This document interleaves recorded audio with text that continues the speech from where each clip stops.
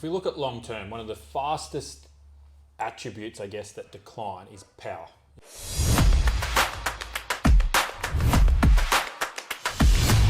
Welcome back to the Athlete's Edge podcast. Last week we covered training, health and education for our 12 to 18 year old age bracket, the foundation phase as you can call it. Today we're moving into the 18 to 40 bracket, the years where performance peaks, priorities shift and some training evolves. For some this means playing at the highest level of their sport, for others it might mean balancing work, lifestyle and still finding time to train. So what's the main focus for this age group between the 18 to 40? So with this age group, obviously it's a huge variety of people and goals and timelines and what they can commit to. But I think it's really about really optimizing that peak performance with an element of can we maintain the capability to perform even outside of sport. So at this age, obviously adults, we've got jobs, families, things outside just our sport and our training. So it's making sure that we're giving to those things and not training taking away, which is a common mistake. So from that 18 to sort of late 20s, 30, it's really about that performance phase. Like I said, you're in your prime, so it's a chance to really optimize your performance. Your strength, power, speed off the back of that should all peak, but only if your training complements that. So that's where we'll talk about some of our really common mistakes we see that people kind of make and things that are probably easy fixes. It's just listening to the right people. Off the back of that, we see some people get confused around, I guess from like social circles and work and where they train. And again, they double up on some of the loads, particularly from that 30 to 40 when you've got to be really smart if you're trying to prolong your career in your sport and keep getting the most out of yourself. Start to see some little niggles, which we'll talk about, pop up and why they might occur. I guess it's, just really about having a clear plan. Hopefully we've matured enough by this point. We should have a better understanding of our training. So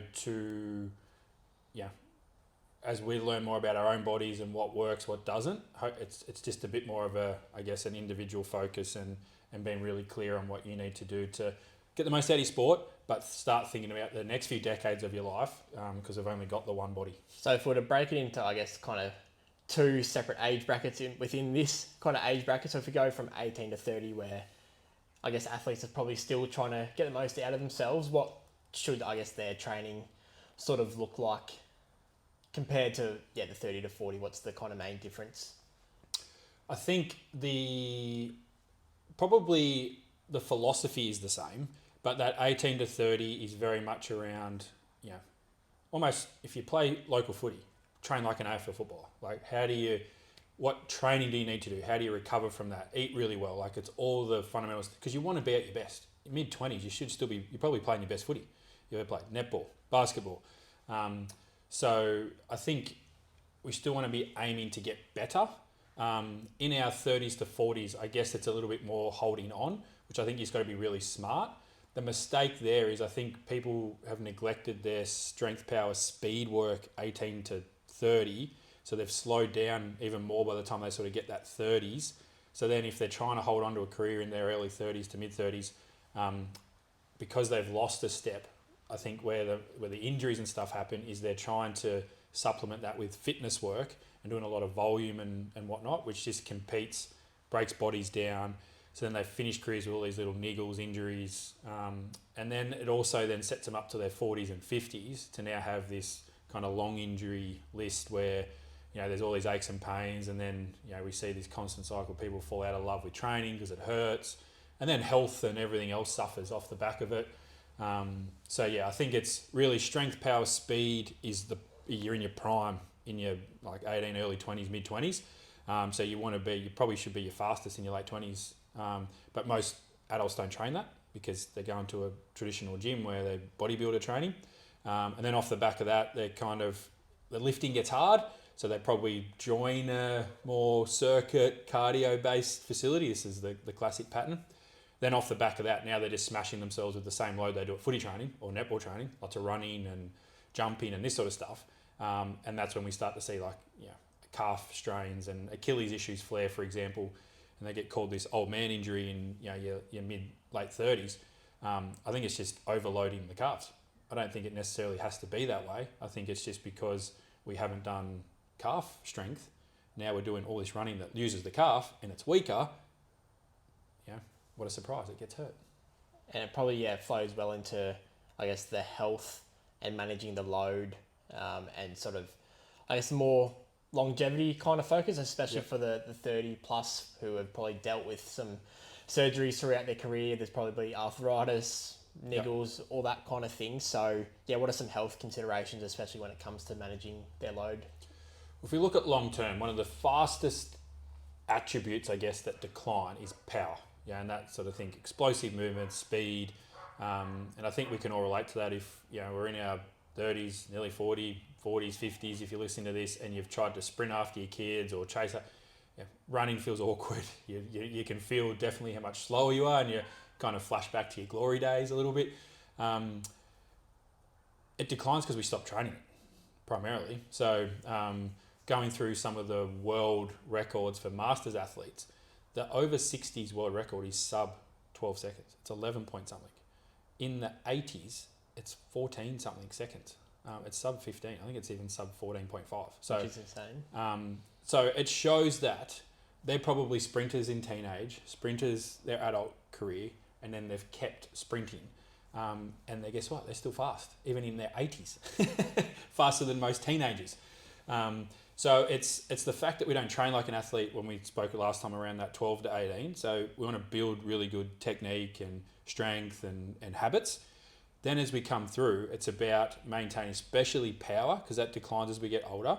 But it doesn't have to. And that's because, we stop sprinting, jumping, lifting explosively, and then we'll just blame it on age. But it's really that we're just not doing the right sort of training. We know, so even in some like studies where they've got identical twins, even on brain health, so things like dementia risk, when they scan the brain size, so like obviously brain shrinkage links to dementia, Alzheimer's, all this sort of stuff. The only difference they could find between these two twins, the better one with the better brain was stronger in the legs.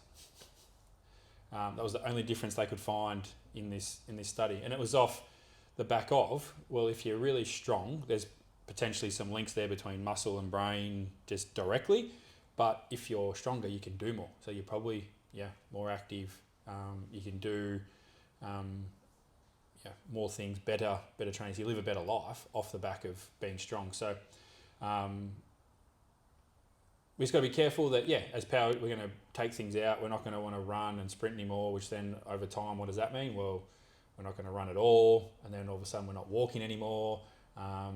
So then all of a sudden exercise is virtually nothing. And what we typically see, which we'll talk about in next series, is at 50, 60, it's almost like it hits them like a freight train. And they're like, now what do I do about this? Like now I'm really worried about my health because the doctors told them they're diagnosed with something or they're on these medications. But it can be avoided for the most part if we're really smart with how we train through our 20s and 30s. So it's not about really slowing down. It's about training smarter. Yeah, I think training smart is having some structure, having some intent to what you're doing and being really consistent. And I think if we viewed it as not about, I don't play sport anymore, so I don't need to train. It's just about long-term health, investing in your own body. You only get one. So imagine if you only had one car your whole life, how well would you look after it? Would you, accelerate it as hard? Would you skip services? Would you just put any fuel in, or would you put the best fuel in? I think if you, and we've only kind of got a certain mileage to our bodies. So there's no point banging it up for things that are pointless. They might seem like a good idea at the time, but like sit back and think, is this actually going to help me now and into the future? Because if you do it right, it really helps you long term. It shouldn't break you. And I think people like, this will hurt me, or this, that sort of training, like it's not safe for me. Well, that might be true, but it's understanding, who should I listen to? Where's a good environment that will cater to my needs and actually look after me so that I can do this not only now, but into the future.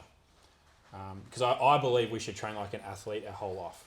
What that looks like into our 30s and 40s, 50s and beyond is a bit different, but it's just scaled back sort of stuff. It's still, an element of speed training and power work in there. What we did before, so I've been doing some of our sessions with our kids now, and there's not there's definitely some movements, like some of our leg strength and rear foot elevated stuff where a lot of, especially our older athletes, like yourself and our 17, 18-year-olds would destroy me. But, I can hold my own in most things. And it's not because I'm crazy consistent now, it's because I did all the work before. So the key is, like, if we do it the whole way through and stay consistent, it's possible. And you do hold on to a lot of it. Like, muscle memory does exist. The cells in our muscles do remember.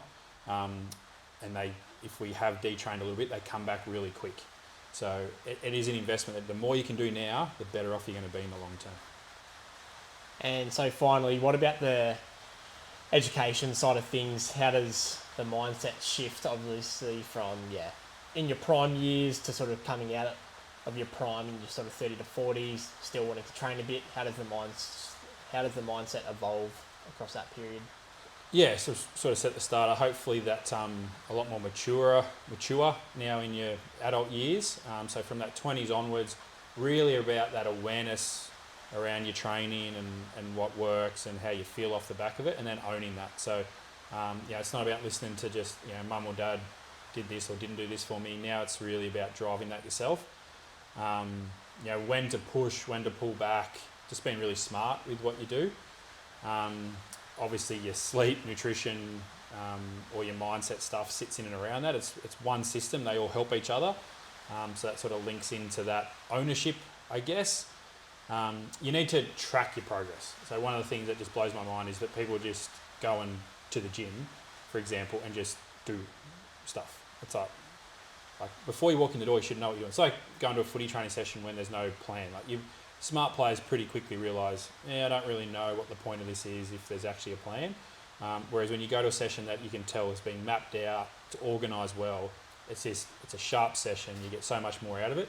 And your training should be the same. You shouldn't need to be in the gym for 2 hours trying to figure it out. It should be 45 minutes, 60 minutes tops. Get in your warm-ups, do all your stuff that matters, and then get out. So I think 30s onwards, it's a bit more, I don't know if you need to prove yourself anymore. So hopefully you've done a lot of the hard yards. Now it's really about really clever self-management and preserving your performance. It's not about PBs and, trying to win everything now.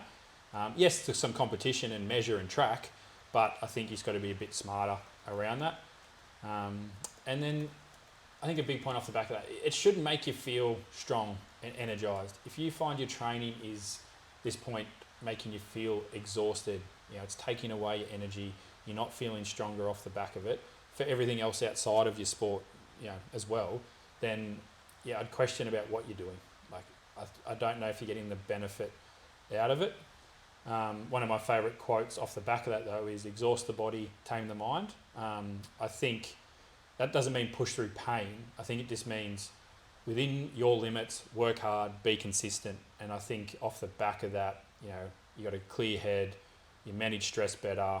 I think everything else around that, your performance is at a higher level, not just from sport.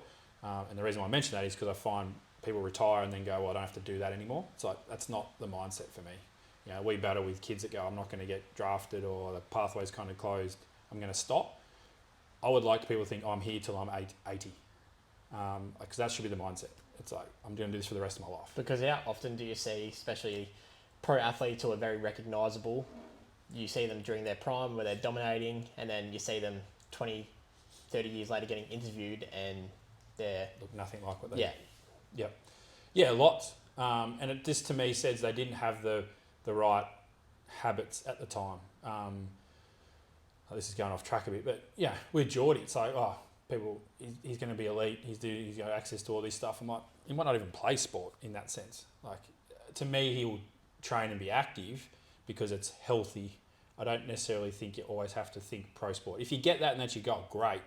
But this is bigger than that. Even pro sport, it should be about setting you up for what's next. And it's about learning the habits and what it takes to perform at a high level, which is why I think athletes, often the good ones with the right habits, make great CEOs and business owners and go on to other careers even more successful in their sporting career, because they had all the right habits that made them successful in their sport. Like, it's the habits that give them the success, not the sport.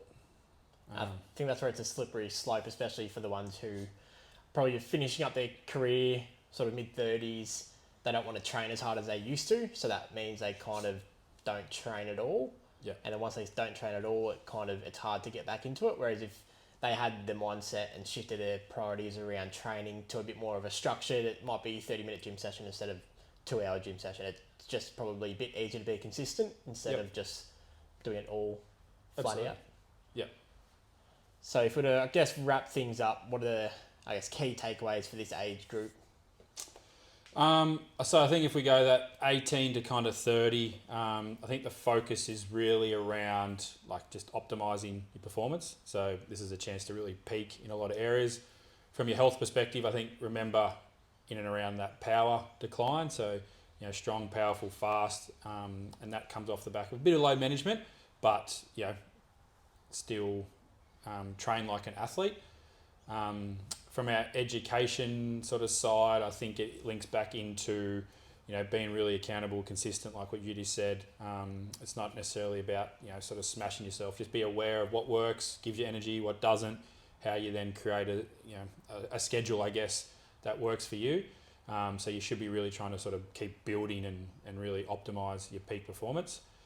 Sort of 30 to 40, it's a bit more, I think, longevity. You again sort of a bit more move well, maintain that power. So you maybe not quite going as hard and as heavy with some things. Like you got to respect that, we are aging, but if we stay smart, we don't have to feel like we are. It's just if you try and do what you did in your teens, obviously it's going to be pretty hard once you get to 30 plus. From a health perspective, I think that power and maintaining those qualities is still really important, but I guess now more from a function standpoint, and that'll help things like your joints, your tendons, your muscles, because they can still do somewhat intensive things relative to your ability, so that we're not chasing after our kids or joining in at a local footy session or going doing a bit of exercise, going for a run and pinging our calf every second week. Sort of similar, I think, from the education piece in around like it's self-management, understanding where you're at, and just being really smart with how you do it. Because I think if you do that right, you can stay strong, you can have lots of energy, you can still be really capable to mix it with people half your age in some areas. If you don't just accept I'm old and I can't do things now, I think we still can. I think we can do a lot more than we